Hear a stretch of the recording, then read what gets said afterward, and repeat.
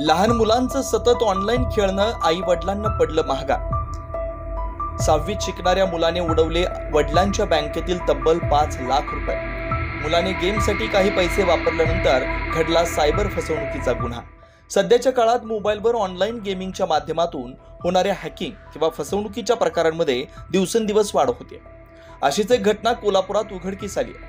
काबाड कष्ट करून शेतकरी वडिलांनी आपला म्हशींचा गोठा वाढवण्यासाठी जमवलेले पैसे त्यांच्या 6वीत शिकणाऱ्या मुलानं ऑनलाईन गेमिंगच्या नादात घालवले।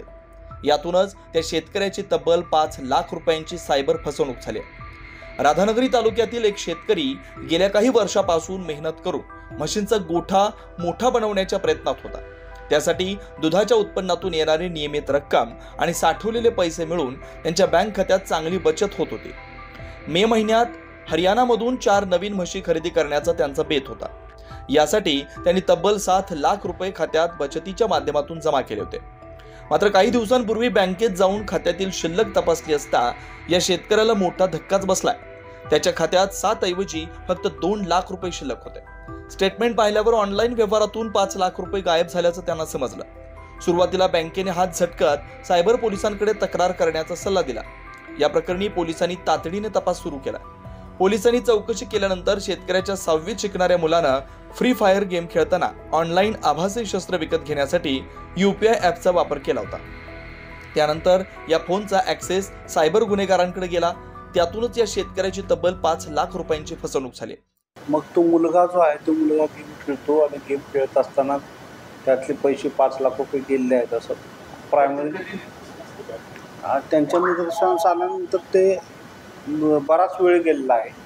आणि मग आता ते आज जरी समजा गुन्हा दाखल झाला तर आम्ही आमच्या सायबरच्या टीमकडनं आमच्या पद्धतीनं जे तपास जे आहे पॅरलल तपास होऊन त्याच्यामध्ये काय करता येईल काय नाही तो आम्ही प्रयत्न करू।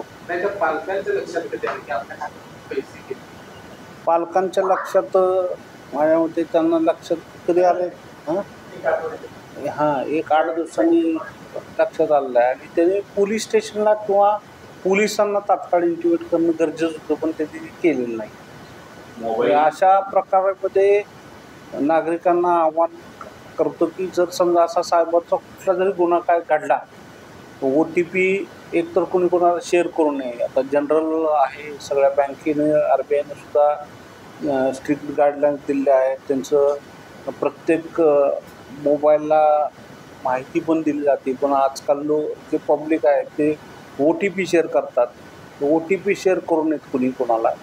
आणि मोबाईलबद्दल किंवा सायबरच्या गुन्ह्याबद्दल काय जर समजा प्रकार घडला तर तात्काळ पोलीस स्टेशनला इंटिमेशन द्यावं किंवा 1930 जो नंबर आहे सायबरचा हेल्पलाईन नंबरला जरी समजा त्यांनी माहिती दिली तरीसुद्धा त्याची मदत होते आपल्याला। म्हणजे जे गेलेले पैसे आहेत ते आपल्याला फ्रीज करायला मदत होते। दरम्यान अशा पद्धतीनं गेमिंगच्या माध्यमातून वाढत्या फसवणुकीमुळे नागरिकांनी देखील मुलांच्या बाबतीत काळजी घेण्याचं आवाहन केलं। मुलं नेमकी काय गेम खेळतात त्यातून काही धोका तर नाही ना याची खात्री करून घ्या। दुर्दैवानं चुकून सायबर फसवणूक झाली तर सर्वात आधी सायबर पोलिसांकडे तक्रार दाखल करा असं आवाहन देखील पोलिसांनी केलंय। महासत्ता लाईव्हसाठी साईप्रसाद महेंद्रकर, कोल्हापूर। अशाच ताज्या अपडेटसाठी महासत्ता न्यूजला सबस्क्राईब करा।